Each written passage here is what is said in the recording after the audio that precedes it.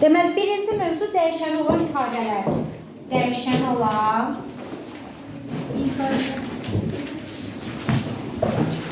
ifadələr. Dəyişən olan ifadələr dedik nəyə deyilirdi? Dəyişən olan ifadələr, orada əməllər olmalıdır, dəyişənlər olmalıdır. Bəli, əməl şailələri və mötəzələrin köməyi ilə düzəldilə bilən ifadələrə dəyişən olan ifadələr deyil. Məsələn, deyirəm ki, 5x üstəgələk 5x üstəgələk x. Bunu necə hesablayarıq? 5x üstəgələk x. Necə hesablayarıq o? Neçə eləyər? Yox, şifadə incəm neçə eləyər? 6x, bəli.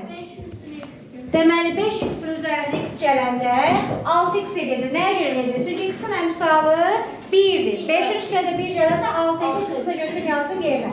Və yaxud da x-i çıxardaram mötərizə xaricinə.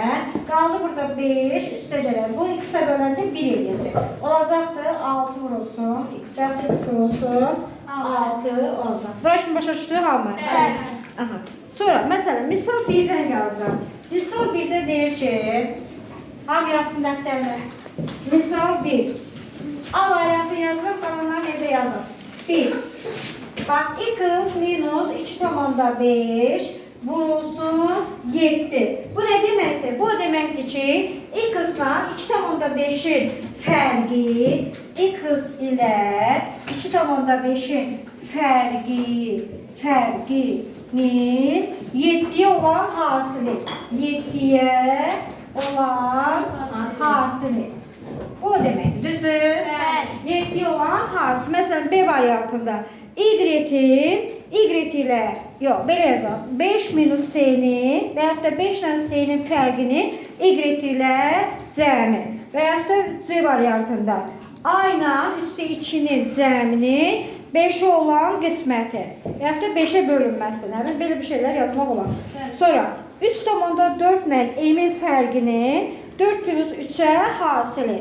Sözlə belə yaza bilərsiniz. Başa düşdünüz? Qaranlıq bir şey qalmadı. Aha, keçək o birinə. Misal 2. Misal 2.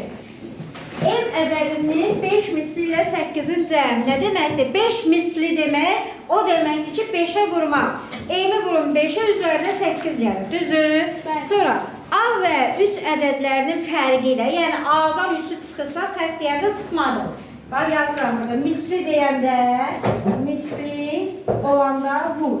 Misli olanda vurursa.